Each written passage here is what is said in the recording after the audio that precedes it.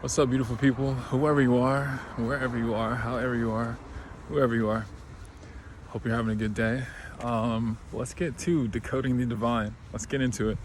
So, as you know, if you start to look at the world in this with this divine eye, with this way of looking at the feminine and the masculine aspects of things. Now, I'm not talking about God. This would be one step below that. This is like God's coding language. This is binary for God.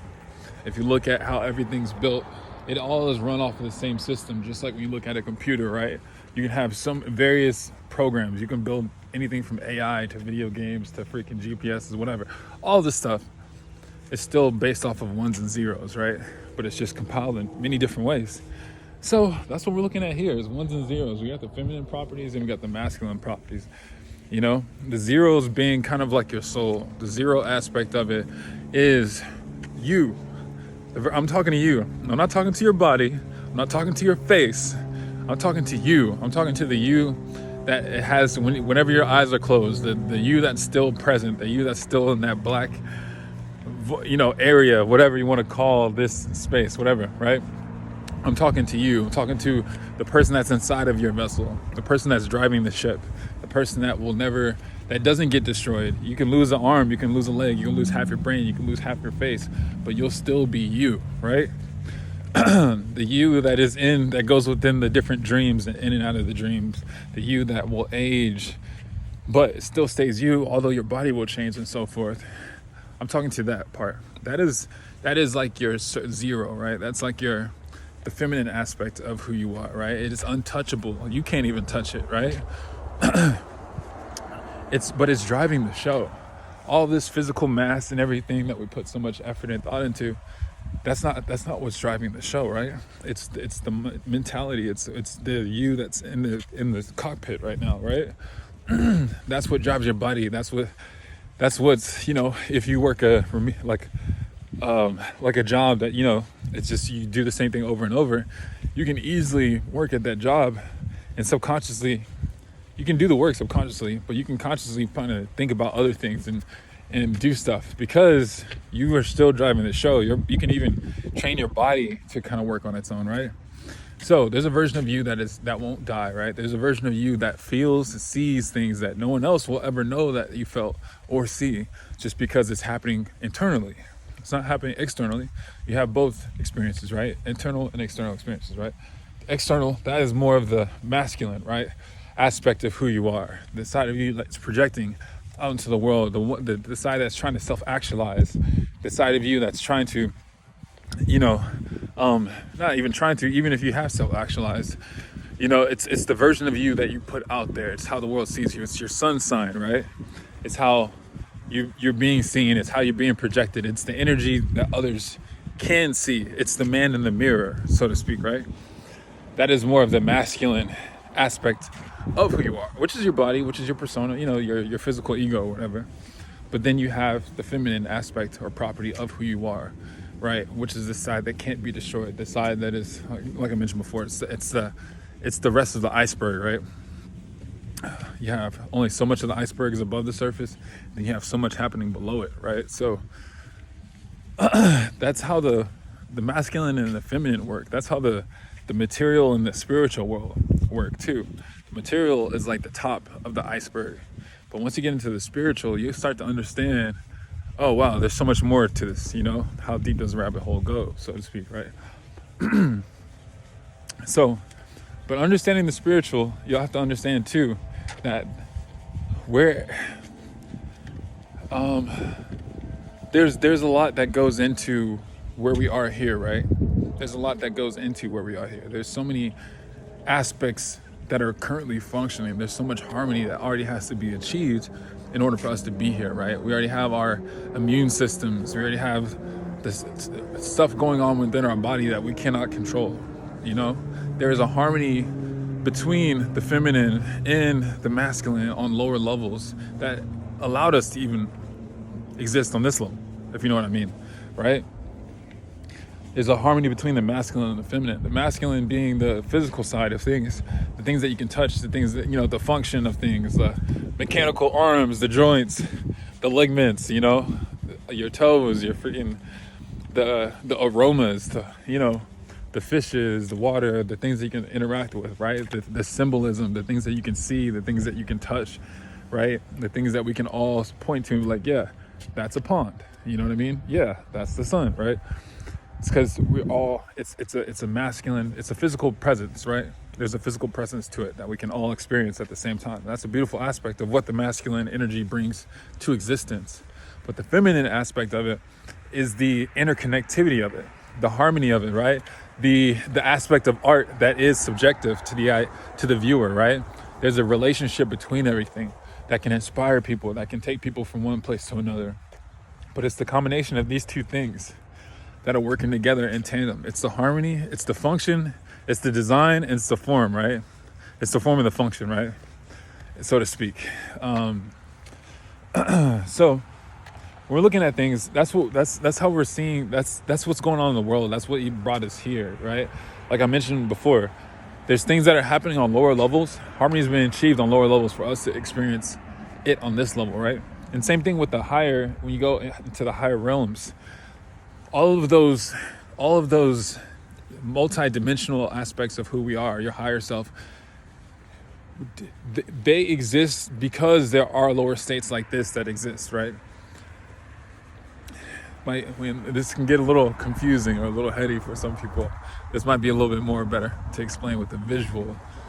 But a lot of times, there are functions to things that operate on lower systems in order for certain higher systems to work, but it's all interconnected, right? Just like in a restaurant, you have people that are doing the dishes, right? That you don't see in the background, but they're doing the dishes so that way everybody can have food and everybody can get plates that serve on food and so forth, right? So there's like functional systems that create what's going on with our system here, right? Just like I mentioned before, you have the immune system, right? You have things that are happening inside of you. Same thing with the plants and stuff like that. There's systems that are happening inside of these plants that are allowing them to grow whenever they touch water and produce fruit. So that way those seeds can go into the ground, or we can eat them and then they go in the ground and so forth. But there's so many smaller systems and smaller functions to everything that when you look at it, there is a divine property to it all, because it all fits within itself. It's all encoded with the same thing, right? There's a property to everything that keeps it all working together, that makes it all seamlessly, right? Seamless. There's like a proprietary code, so to speak, or there's like a source code that we all share that allows us to all be a part of the same thing and interact with different things. It allows us to eat different things that we never even with our biology. It interacts with our biology, right? The biology, the systems of other biologies and whatnot are here to work together. There's already a harmony that's been achieved on a lower level. A lot of times as humans, we're so just kind of caught up on taking things at face value that we don't understand, or we kind of lose the interconnectivity of it all, the magic of it all, the divine feminine aspect of it all, because we're so much looking at the masculine, and the masculine is amazing. It's great. But it's like if we get too left brain, right? We got left brain and right brain, right? We're both masculine and feminine. But if you think so much left brain, you're not going to look at the connectivity of it all, right? If you're staying with your left brain train of thought, you're going to be looking at things as individual pieces, but you're not going to look at the whole game, right? Whenever you play chess, if somebody was only left-brained, they would just see the pieces on the board, but they wouldn't know how to play the game, right? They could just look at the pieces, but not see the connection of it. You need both left brain and right brain. When you're looking at people play chess, there's only so much of the game is actually happening on the board, right? Most of the game is happening in the player's mind. The players are constantly thinking and running through different scenarios and different like probabilities and kind of like routes of possibilities, right? And they're playing through it. Oh, okay, what if he goes that way? I'll go this way. What if he goes this way? I'll go that way. What if he goes that way? Oh, okay, that square is not safe. Da, da, da, da. But all this is going on in their head and they don't say anything, just like poker, whatever, right? But that is the feminine aspect of the game. So much the optics of it, right? The branding, marketing, all those kind of things. that much of the game is the feminine aspect of it is played in the mind. And then you have the physical aspect of it, which is what you see, you know, and you can kind of play off both. Some people, you can kind of trick people by not, you know, if you're playing the game or whatever, not tricking people in real life. But I'm saying if you're playing like chess, you can kind of, you know, somebody's too much in their head. They might think too many steps ahead, right? They might start thinking 3 steps ahead instead of 2 steps. And they might not see what's actually happening on the board, and you can kind of catch them up that way. And some people might be left brain too much to where they don't see all of the moves that are going on, right? And they'll get frustrated when somebody catches them off guard with a move that they didn't anticipate. So it's just about understanding both aspects of who you are and yourself, and also understanding how other people think too, because once you understand these things, you're like, oh wow, everybody's kind of tapping into the same field, but really, you know what I mean? We all kind of gravitate towards a similar train of thought whenever we are exposed to certain stimulus or stimuli or whatever. So, you know, this video has kind of covered a number of things. You know, we're kind of spanning out across a few different subjects, but it's all about the masculine and feminine. And I'm really more so just trying to tie down as many concepts and as many things that correlate in our life to these principles, so that way we can start to understand it a little bit more.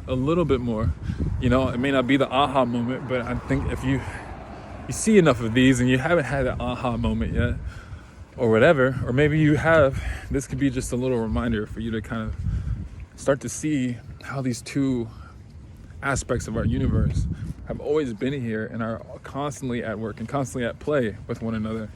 And we are a part of this whole story. We're a part of this whole tapestry, and we get to play the part. We get to be here and be in that role, and to physically, like I said, the person in the seat, the person in the cockpit, right? The person that's driving the show, not your body, not your face, not these things, not your words. The person that's the observer, the person that's taking it all in, the version of you, not even the person, the version of persona, whatever. The version of you that's behind all of that, right? That version doesn't have a sex. That version doesn't, it's not about the body. That version of you is both of those energies in one, as consciousness, right? Being conscious of both sides of the whole thing. Anyways,